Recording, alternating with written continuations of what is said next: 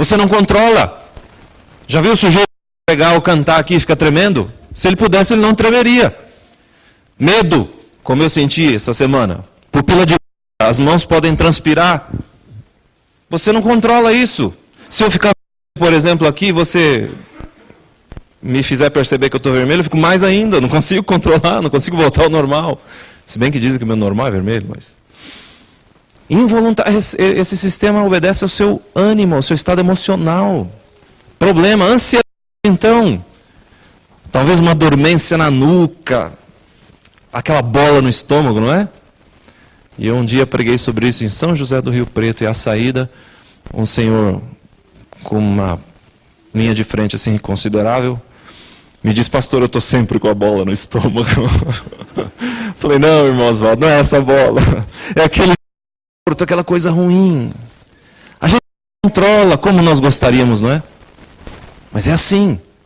E Paulo diz: Filipenses, não seis ansiosos. Coisa difícil nos dias modernos. O núcleo da ansiedade, que gera até sintomas físicos, como eu descrevi, é a preocupação. Tudo começa com uma pequena preocupação, talvez. Lembra, pense num velhinho preocupado. Talvez ele se sente no sofá, põe os pés na mesinha e veja que a unha do dedo está preta. Ah, meu vizinho começou uma gangrena assim? E se for gangrena, vai subir pela perna, vão ter que cortar a minha perna, meus filhos não vão querer cuidar de mim, vão me jogar no hospital, vou morrer sozinho, abandonado. E quando o ciclo para, ele olha para a unha e começa tudo de novo. Um jovem preocupado. Fui mal na prova. E agora? Vou perder o ano. Vou perder o vestibular. Não vou entrar no curso que quero. Não vou ter um bom emprego. Vou morrer pobre. Uma mãe preocupada. A economia do país vai mal, ela vê no jornal. E o chefe do marido já pegou no pé dele semana passada. E se meu marido perder o emprego? Meus filhos vão ter que sair dessa escola. A escola que eu vou poder colocar tem um ambiente ruim. Eles vão aprender o que não presta, vão usar drogas, vão ser presos, vai dar um incêndio na penitenciária, vão morrer por lá. É exagero, não é?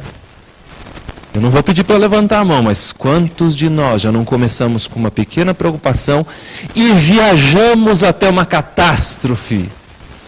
Quantos de nós? É assim que funciona a ansiedade, ela escraviza a nossa mente, os pensamentos se tornam duros. Você se torna da preocupação e da ansiedade. Por isso que no intervalo do jogo com os amigos, você senta no gramado ali, na beirada do gramado, e fica olhando no vazio, pensando no problema, nem ouve o que o outro está te dizendo. Por isso que você queima o feijão, mamãe, está pensando lá no problema. É assim. A ansiedade nos escraviza. E por que se preocupa? E por que nós ficamos ansiosos? Por quê? Porque a gente acha que sabe o futuro. Só por isso. Então nós ficamos ensaiando o que pode dar errado. E tentando lidar com isso. É como a história do velho sábio. Havia naquela aldeia um senhor que tinha fama de ser muito sábio e dar bons conselhos. Um dia, o boi puxava o arado daquela família morreu. E o senhor então começou a se preocupar e pensar: agora eu não tenho mais um instrumento de trabalho para sustentar minha família. As coisas vão ficar difíceis. Os impostos estão aumentando. Não vou ter dinheiro para sustentar meu povo, vou ter que vender minha fazenda. E ele começou a projetar as desgraças. E ele foi até o velho sábio. E lá então, ele contou a história para aquele senhor e disse: esta foi a pior coisa que pode ter acontecido na minha vida. Morreu o boi que puxava o meu arado, não é verdade? E o velhinho disse para ele: olha, talvez sim, talvez não. Ele voltou para casa inconformado, dizendo: que sabedoria é essa? Lógico que morrer o boi foi a pior coisa que podia ter acontecido na minha vida. Só que o senhor não entende isso, sábio coisa nenhuma, até que o tempo passou. E ele viu um cavalo selvagem nas imediações do sítio. Laçou o bicho, pôs e descobriu que o cavalo fazia 2 vezes o trabalho do boi na metade do tempo. Então ele disse: o velhinho tinha razão, vou lá agradecê-lo. E disse: olha, o senhor tinha razão. Morrer o boi foi a melhor coisa que podia ter acontecido na minha vida. E o velhinho disse: talvez sim, talvez não. E ele de novo. Chegou em casa, tal, o filho dele subiu no cavalo. Foi dar uma volta. E enquanto ele cavalgava ali pelo sítio, ele caiu e quebrou o fêmur. Não é coisa simples. Um moço, 17 para 18 anos, montou no cavalo, caiu e quebrou o fêmur. Aí ele voltou ao velho sábio e disse: agora eu entendi. Achar o cavalo foi a pior coisa que podia ter acontecido na minha vida. Meu filho quebrou o fêmur, agora não vai poder me ajudar. Talvez uma perna fique mais curta que a outra. É só confusão na minha vida. Foi a pior coisa do mundo morrer. E o velhinho disse: talvez sim, talvez não. Estourou uma guerra no país. E todos os moços de 17 para 18 anos foram convocados para aquela guerra e nunca mais voltaram. Mas o filho dele, com a perna engessada, não foi para a guerra. Você sabe por que a gente fica ansioso?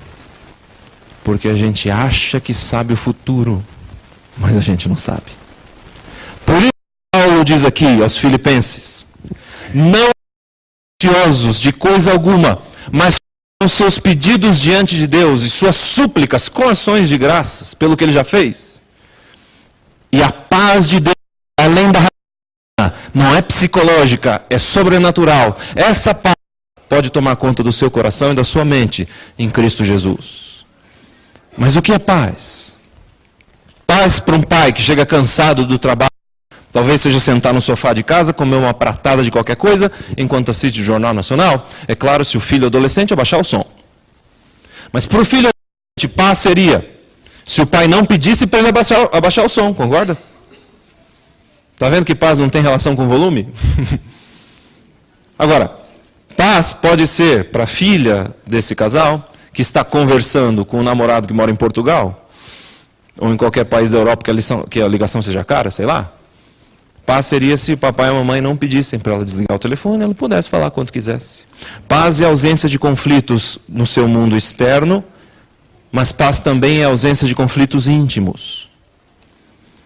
Paz é de verdade você não se incomodar com o que passou e não ficar preocupado com o que virá. Paz é viver o presente, que aliás é o único momento que você tem para viver. É esse aqui, agora, esse.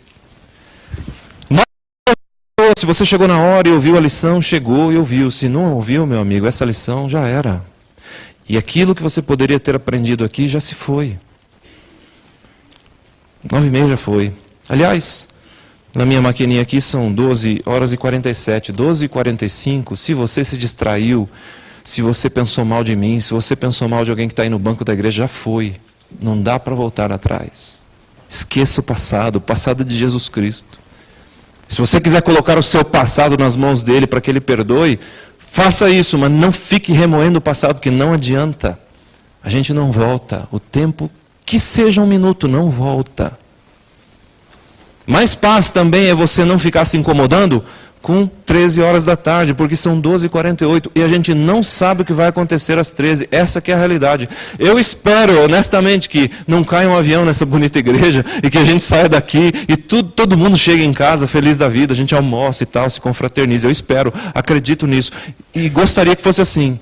Assim como eu esperava sair da casa do Luciano e da Ticiane na terça-feira e chegar em casa no máximo aí às 10h30. Cheguei às 2h, porque levaram meu carro. Você não sabe o futuro, então não adianta se preocupar com ele. É tolice. Paz é você e eu descobrirmos que nós só temos este exato instante para viver o melhor que nós podemos. Por isso, os Filipenses, não sejam ansiosos de coisa alguma. Não é fácil. Para mim, está mais fácil, mas já foi mais difícil. Não sei você. O fato é que quando Paulo escreveu esse livro, esse texto, ele estava preso em Roma. E ele não sabia se iam cortar a cabeça dele ou se ele ia continuar sendo apóstolo aos gentios. Ele não sabia. Um homem que não sabia o seu próprio futuro se atreve a escrever aos Filipenses: não andem ansiosos. Os filipenses também, dizem alguns comentaristas, sofriam certa perseguição nessa época. E se prenderam Paulo, o que não fariam com seus discípulos, é ou não é? Paulo escreveu para a gente com medo do amanhã, com medo do futuro. É interessante que Paulo aqui, ao usar a palavra eirene, a paz de Deus, ele usa a mesma palavra que Jesus usou quando ressuscitou no domingo pela manhã, e entrou no cenáculo, os discípulos trancados com medo dos judeus, porque se mataram a Jesus daquela maneira cruel, que era o Todo-Poderoso, que expulsava demônios, o que fazia milagres, o que dizia ao mar e ao vento que se aquietassem. Se mataram aquele homem, o que não vão fazer com a gente? Trancados com medo dos judeus na parte de cima da casa, Jesus aparece e diz o quê? Paz seja convosco. Ele usa a mesma palavra que Paulo. Não tenham medo do futuro. Pedro, você me negou 3 vezes, mas esquece o passado. Deixa o passado para depois. Paz seja contigo. Tomé vai duvidar, mas paz seja com ele também. Não com o passado, não se preocupe com o futuro, porque esses não são seus. Paz, você só pode viver agora, e paz é isso. Paz seja convosco. Paulo escreveu, Jesus disse essas palavras para a gente com medo. Medo do amanhã. E eu, uma vez na minha vida, experimentei essa paz como nunca mais outra vez. Me lembro que quando a Josiane e eu casamos, 3 anos depois, enquanto a gente fazia planos para conhecer o Nordeste, que eu ainda não conheço, e ela me disse assim, eu tenho uma notícia para você, estou grávida. E então eu vi o aviãozinho indo sem mim, despontando no horizonte, e vi os leite chegando, não é? E nós mudamos os nossos planos, e o bebê viria, não 9 meses depois, porque até ela desconfiar que estava grávida, já tinha passado um tempão, né? A Josi é tranquila, é uma maravilha. Eu sou mais estressado, mas ela é light. Então, nós começamos a correr atrás. Comprei aquelas roupinhas para bebê, coisa para pôr no bercinho, coisa e tal. Liguei para o meu pai, ele só ria, não falava nada. Meu sogro dizia, que nada, já fez exame, isso aí deve ser bobagem, mentira. Não, já fizemos e tal, fizemos exame de sangue. E a coisa foi evoluindo. Nós fizemos muitos daqueles exames ultrassom, não é isso? Dizem que não faz mal para a saúde, então nós fizemos milhares deles. E cada dia o bebezinho estava de um jeito, é muito interessante. Pena que eu não tenho isso ainda. Mas começa com uma bolinha que pulava, né? Para lá e para cá. Depois vai crescendo, um cabeção, umas perninhas. Até parece todo mundo, menos com a gente.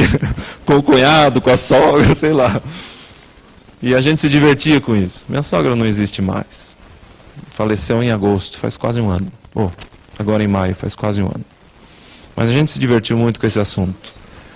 Começou a crescer, e você começa a fazer planos e começa a sonhar, não é? Com quem vai parecer esse nenê e tal. Bom, chegou o dia. A Josi engordou barbaridade. 30 quilos. A barriga dela brilhava.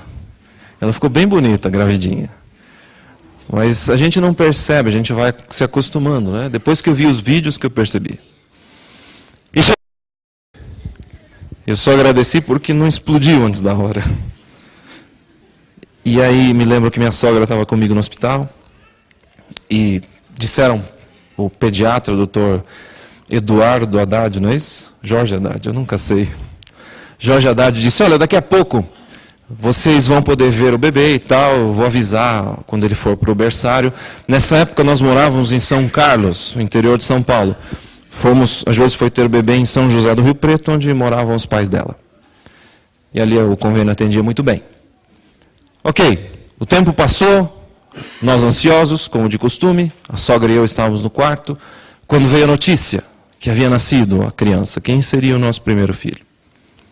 Subi, porque a sogrinha não tinha tanta agilidade, eu subi pela escada, fui até o berçário, e quando cheguei na enfermaria, o pediatra já saía com o bebê enroladinho assim, me mostrou e disse, olha a sua cara. Eu pensei, que importa que tem saúde, né? Que coisa.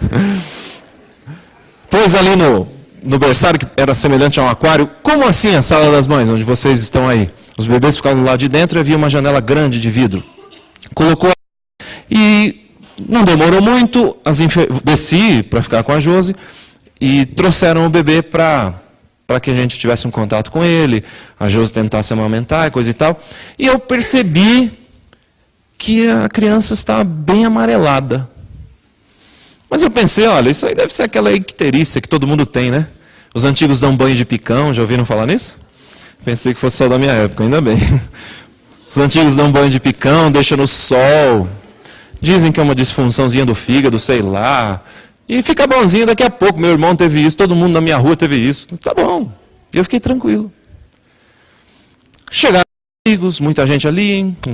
Sabe como é? Presentinhos. É muito, muito agradável. Você está com gente que você gosta para comemorar o nascimento da primeira criança. Chegou a hora do bebê descer de novo. Não desceu.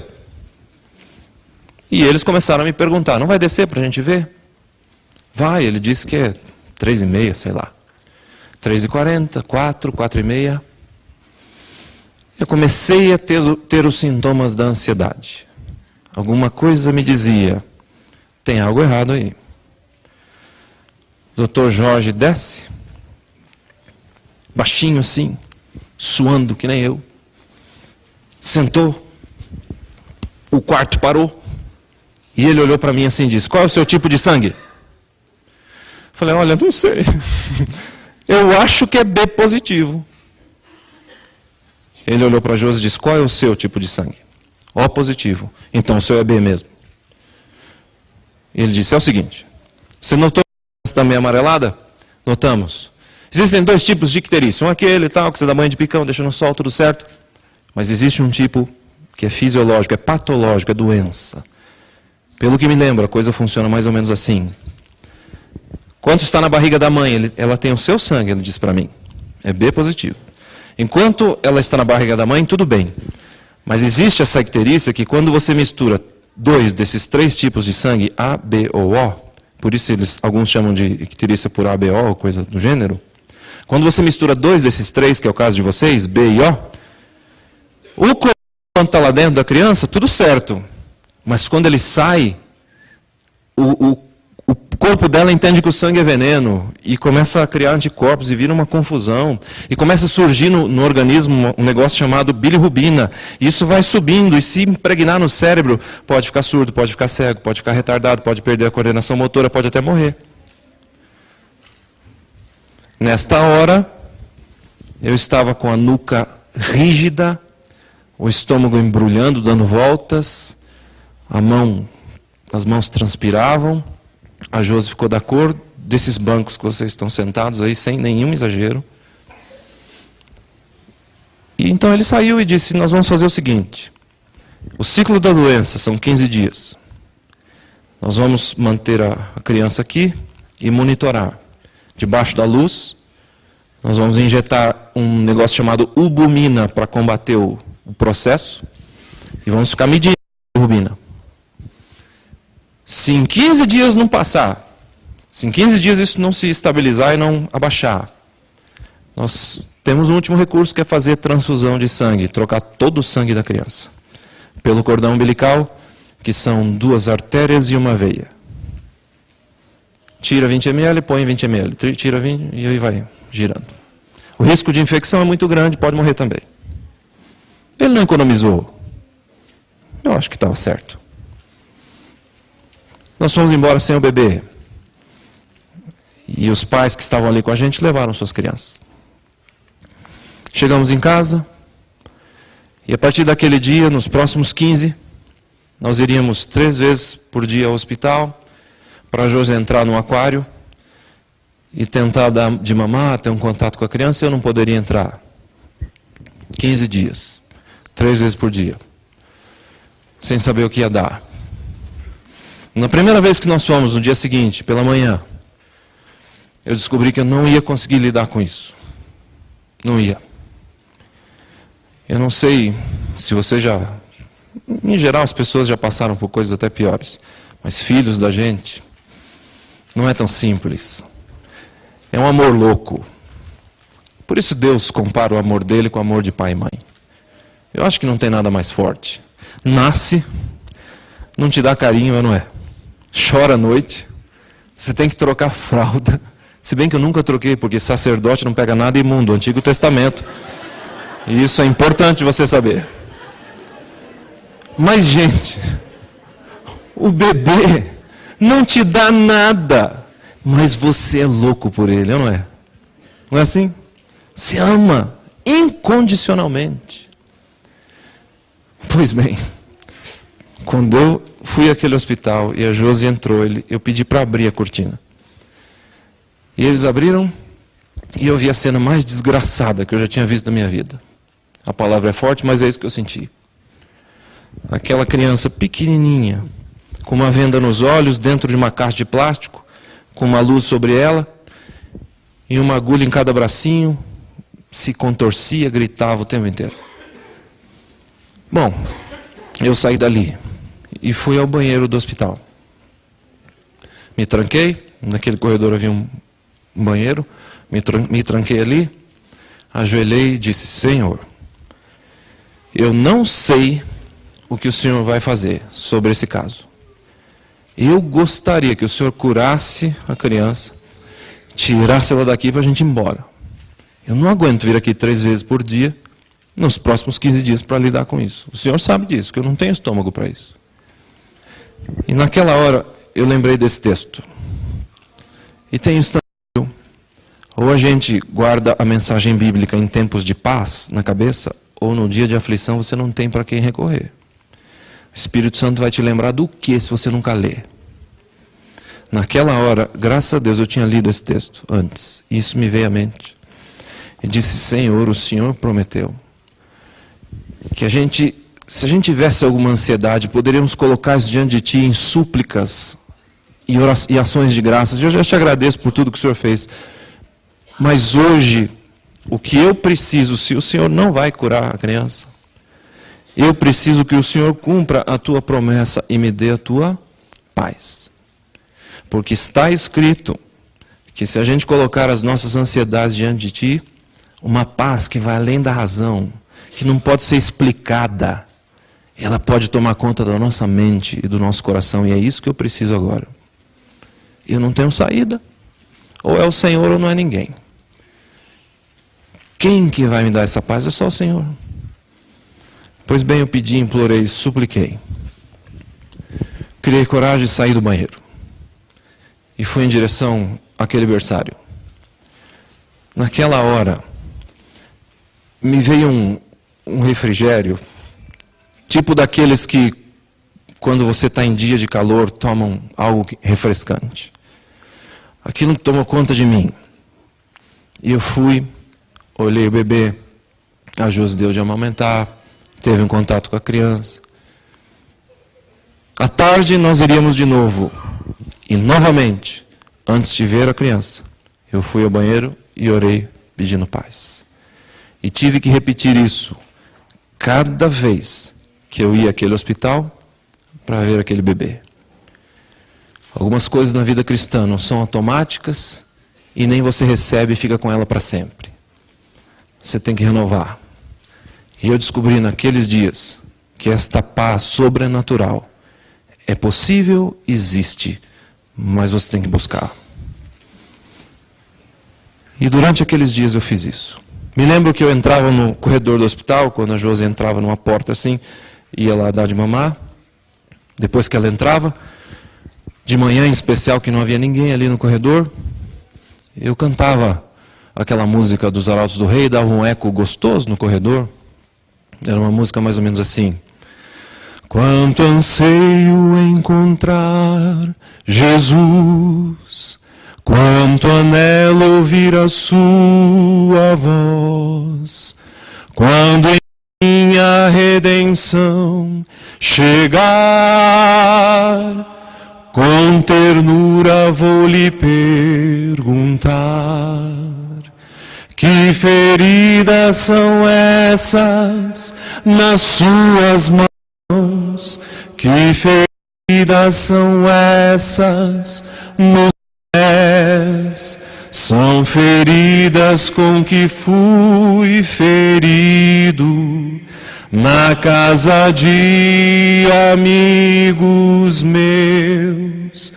Que feridas são essas nas suas mãos.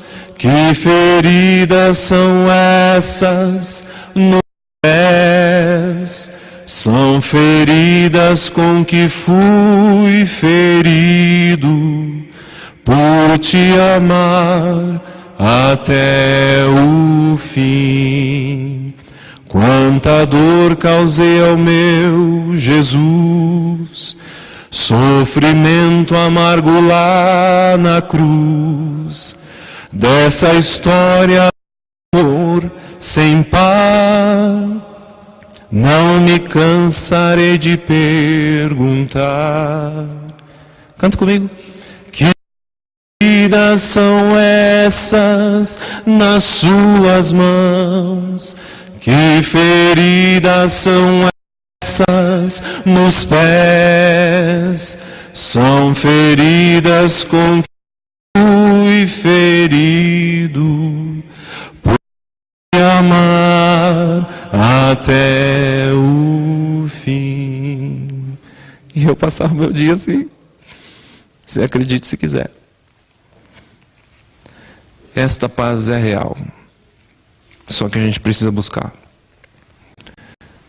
A gente precisa ter um contato com Deus diário, para que na hora que a gente precisa, Ele seja a nossa rocha.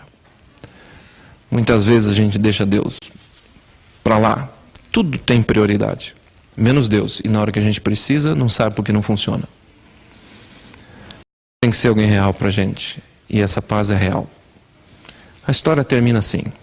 13 dias depois, houve um telefonema e a criança estava livre do problema.